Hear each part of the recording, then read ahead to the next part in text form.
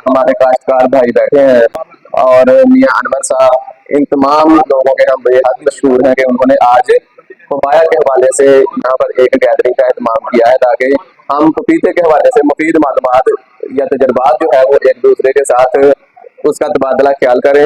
Ayub agricultural research institute इसके ऊपर पिछले 3-4 साल से इसके ऊपर वर्क कर रहा था और इसके ऊपर गवर्नमेंट ऑफ पंजाब का एक प्रोजेक्ट भी था कि लोगों के अंदर पपाया की कल्टीवेशन के हवाले से एक आगाही फराहम की जाए। इसकी जो प्रोडक्शन टेक्नोलॉजी है, इसकी फंगस की बीमारियां हैं, एंथ्रेक्नोज है जो फ्रूट के ऊपर आती है, फुट राट है जो जमीन के साथ जो तना होता है वहां पर वो हमला करती है, इसी तरीके से फाइटोप्थरा है, बैक्टीरिया की बीमारियां हैं, निमाटोड की। ये थोड़ा सा टेक्निकल है, मैं कोशिश करूंगा कि आपको आसान जुबान के अंदर जो है ना इसको बताने की। इसके अंदर जो पपाया लीफ कर्ल वायरस है ये आमतौर पर सफेद मक्खी जो है इसके जरिए एक पौधे से दूसरे पौधे तक फैलता है। और जिन इलाकों में खसूसी तौर पर जो मुल्तान, बहावलपुर, जहाँ पर सफेद मक्खी बहुत ज्यादा हमलावर होती है क्योंकि वहां पर कपास की फसल है, कपास के ऊपर जो है ना सफेद मक्खी बेतहाशा मतलब इसकी इन्फेस्टेशन है। इस दफा भी हमने विजिट किया था तो कपास के ऊपर एक कॉटन लीफ कर्ल वायरस है, ये उसी के साथ मिलता जुलता है। तो ये सबसे बड़ी प्रॉब्लम है। आमतौर पर फार्मर जितने डिसहार्ट हुए हैं ना पपीता लगाने से कि हमने या जिन्होंने अपने बागात जो है वो अपरूट कर दिए, खत्म कर दिए, उन्होंने इसकी जो कर्ल वायरस बीमारी है उसकी वजह से किए हैं। यहाँ ओमान से वो भाई कह रहे थे कि हमने सीड मंगवाया।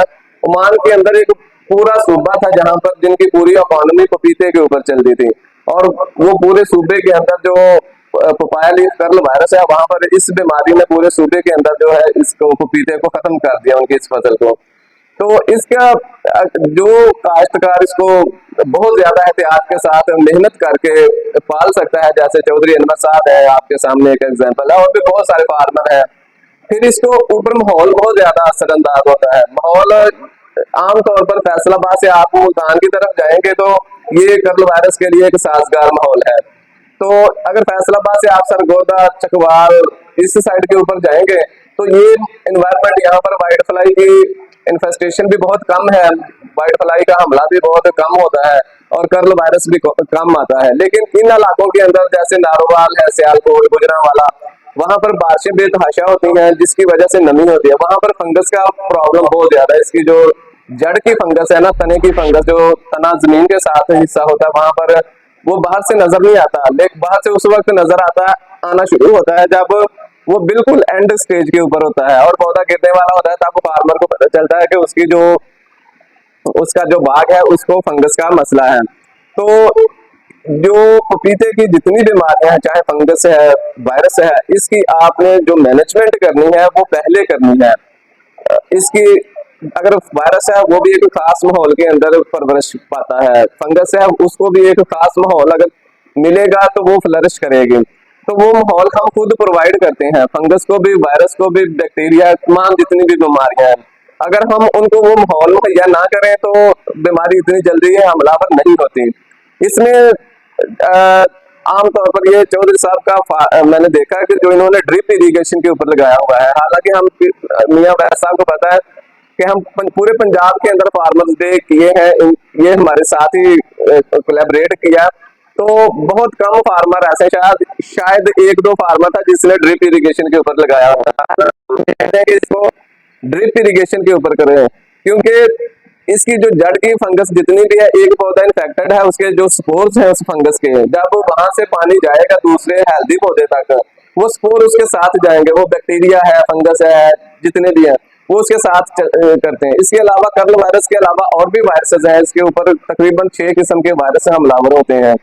जो ये तो पौधे को खराब करता है ना, जो फल को खराब करता है वो है एंथ्रेक्नोज फंगस, जो इसके ऊपर जिस तरीके से इंसान को फोड़ा बन जाता है ना फल के ऊपर, उसको ना वो गाल देती है और वो पका हुआ फल जो है खराब होना शुरू हो जाता है। दुनिया के अंदर इसके ऊपर बहुत तहकीक हुई है वायरस की बीमारियों के ऊपर, फंगस के ऊपर, और उन्होंने मैक्सिमम कोशिश की है कि हम इसके जो स्प्रे है ना वो कम से कम करें, क्योंकि पपीता एक हाईली न्यूट्रिशन वाली एक फल होता है, मतलब कि जिसको कोई भी बीमारी हो, जिसके ऊपर कोई मेडिसिन असर ना करे, उसको कहते हैं डॉक्टर एंड के ऊपर कि आपने पपीता खाना है।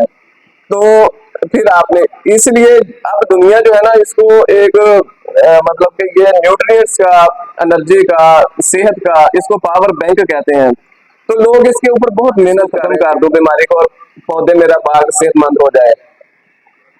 वो फिर जिस कंपनी के पास भी जाता है मार्केट में, वो उसको कभी कोई स्प्रे दे देते हैं, कोई कभी कोई दे देते हैं, उनको वो एग्जैक्ट स्प्रे नहीं देते जिससे वो फंगस या उसका जो प्रॉब्लम है या वाइट सफेद मक्खी है वो हल हो। इसलिए जब हमारे साथ राब्ता करते हैं, हम इसके ऊपर पूरा एक्सपेरिमेंटेशन करके इसको, जब भी रूट राट का प्रॉब्लम आता है ना, इस फंगस की बहुत सारी किस्में होती हैं। इसमें जो फाइटोप्थरा है, पिथियम है, ये फंगस के नाम है। ये इनके लिए फंजीसाइड भी अलग है। इनके लिए इनको आपने जो है Aliette, mancozeb, metalaxyl plus mancozeb, इस तरह के जो आप अजॉक्सिस्ट्रोबिन, ये फंजीसाइड आप स्प्रे करेंगे तो फिर ये फंगस कंट्रोल होगी। जो मौसम के अंदर जो फंगस आती है वो ज्यादातर हायर फंजाई आती है, उसमें फ्यूजेरियम है, उसमें रेजिप्टोनिया है, इस तरह की वो फंगस होती है। ये नाम में इसलिए आपको याद तो नहीं रहने, लेकिन इसलिए बता रहा हूँ कि ताकि कुछ ना कुछ आपके जहन में इसका एक खाका बन जाए कि फंगस की मुख्तलिफ किस्में होती हैं। तो इनके लिए फंजीसाइड मुख्तलिफ होते हैं। आप जो है वो इसमें डॉक्सिस्ट्रोबिन एमिस्टार के नाम से आती है, एयर वन के नाम से कॉपर बेस्ड फंजीसाइड आती है। ये ज्यादा इफेक्टिव है, जो इसकी रूट की बीमारियों को कम करने में, मैनेज करने में साजगार है।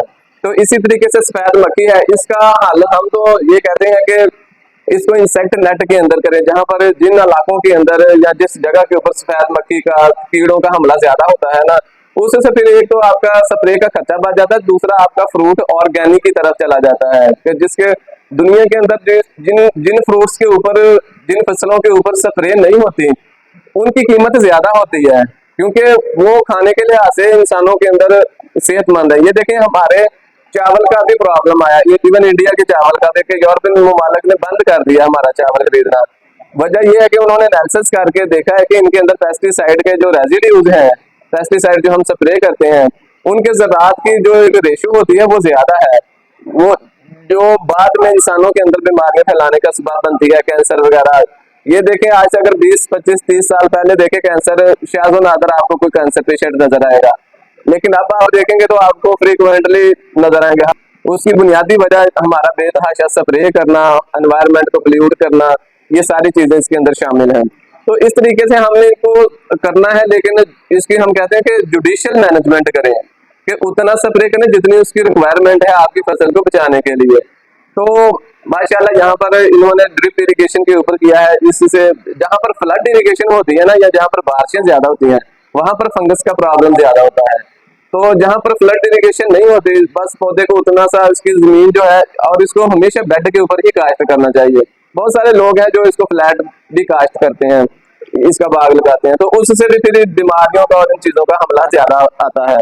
तो इसके ऊपर जो इसकी सफेद मक्खी है, इसके हवाले से भी आप कोई इफेक्टिव स्प्रे करें।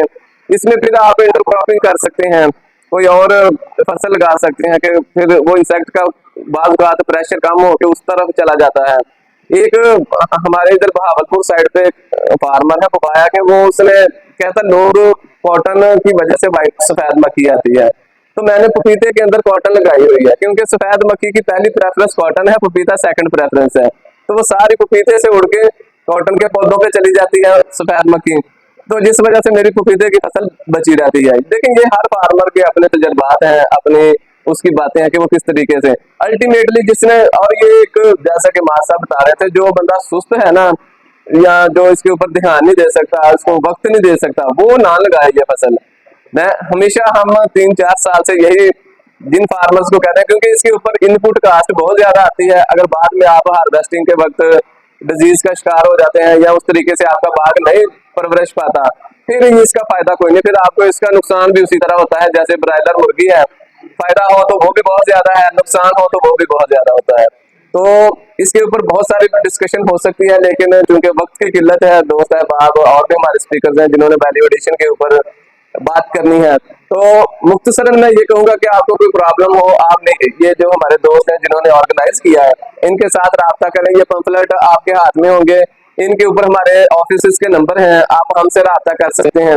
हम आपको इसकी जो बेहतरीन गाइडेंस है कि जिसके ऊपर आपका खर्चा कम हो, मैनेजमेंट बेहतर हो, उस तरीके से हम आपको इसकी जो मालूमात है वो फराहम कर सकते हैं। Thank you so much. Allah Hafiz.